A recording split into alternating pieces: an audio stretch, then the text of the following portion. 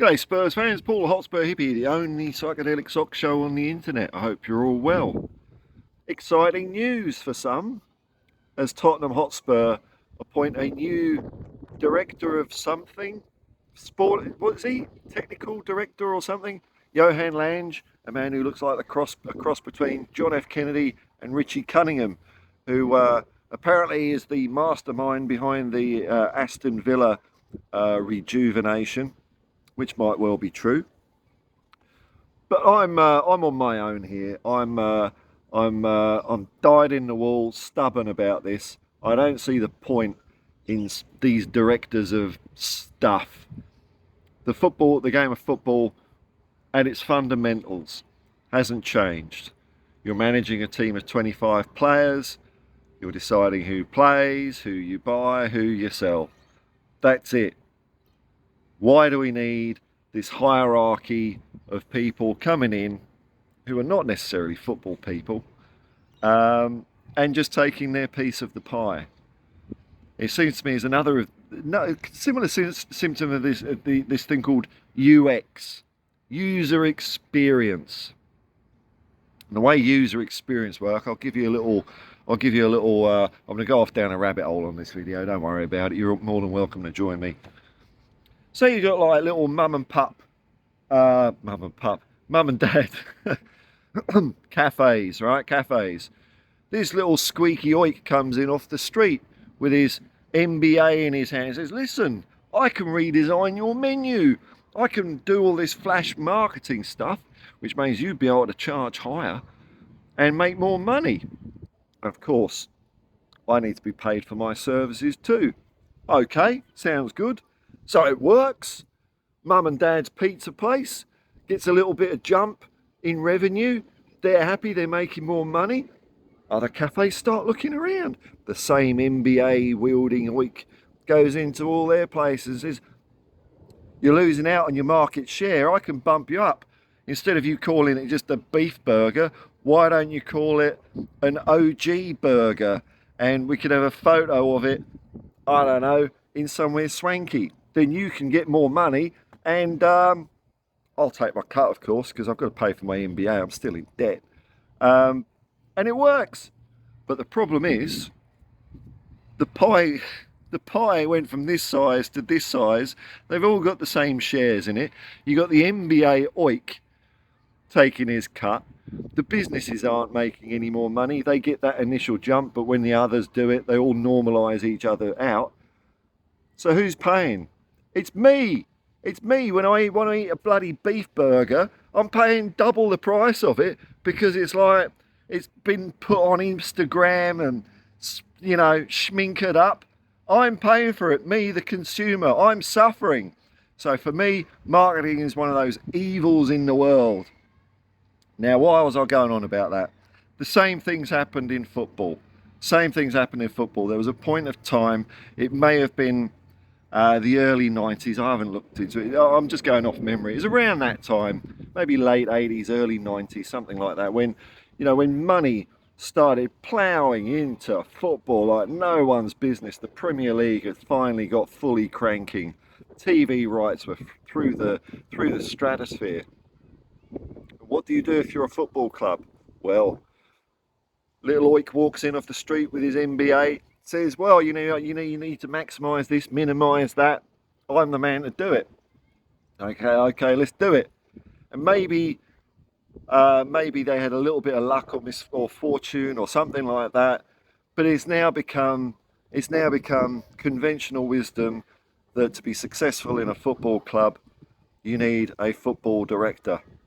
And my argument is you could take all the football directors out of the game and it would be exactly the same.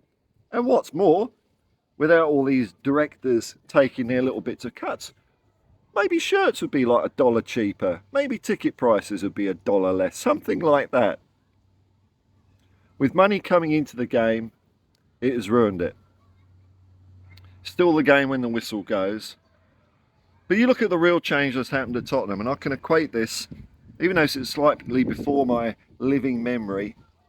You know, I've talked to a few people that were around at this time, and a very similar circumstance when when Bill Nicholson retired as Tottenham manager, and he wanted Danny Blanchflower to replace him, which I think would have been outstanding. I mean, can you imagine the alternate history if Blanchflower had taken over?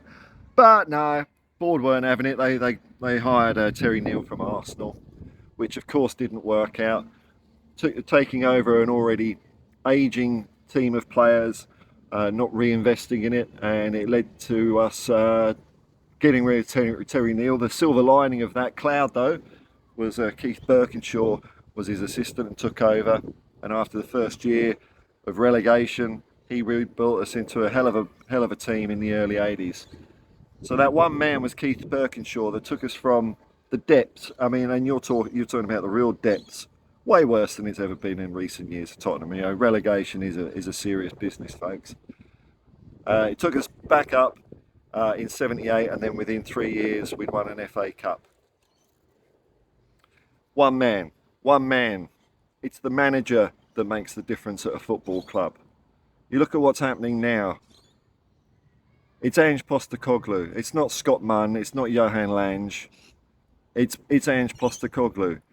It always has been and always will be. The way of football is that if you have the right manager in, everything else falls into place. So I'm not that excited about a new sporting director. You know, I've heard good things about what he did at Villa. I'm not saying he's terrible or woe or anything like that. But for me, it's just irrelevant, because when you've got the right manager, which we certainly do at the moment, Ange Postecoglou, all of these directors of whatnot are really there to serve Ange, in my mind. Ange knows the sorts of players he wants to bring in and who he wants to get rid of and how he wants to conduct training and how to pick a side.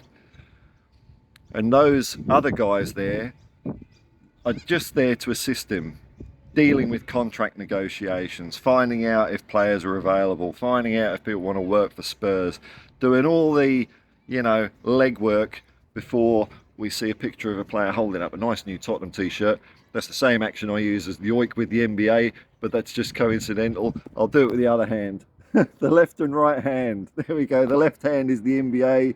The right hand is the Spurs shirt. And I think recent history of Tottenham just goes to show that this level of bureaucracy, this hierarchy, this stuff that seems to be required when money's in the game, because you can't trust football people with money, can you? Well, we didn't ask for money to be put in the game in the first place. I've said it a couple of times in recent videos. White Hart Lane's record crowd was 75,000 in the 1930s. All the money in progress, billions of dollars later, and we finally got the crowd up to a whopping 60,000, 15,000 short of what it was back in the 30s, 100 years ago. And that to me is no sort of progress whatsoever. It's unfortunate that it's so endemic in the game these days, because this idea of a director of football has been around for about 30 years now, that it is just conventional wisdom, that we need these people, that if you don't have them, you'll fail. All I can do is go back to this summer's transfer window, man. Summer's transfer window. And went perfectly well as far as I'm concerned. We always need a couple of players to bulk up the squad. But bloody hell, it was a damn good start. And we're reaping the rewards. We're number one in the country. Two countries. We're number one in England and Wales. No sporting director, no technical director, no nothing required. Just Ange telling Daniel Levy what he wants and what he don't want, and that's the way it should be. Anyway, folks, as we head into the international break, these videos are going to probably go more and more off with the fairies as there's less football. You know, my mind gets distracted. If I can't focus on a football game, I go a bit troppo. But until next time, folks, peace and love, man. Peace and love. Car you Spurs.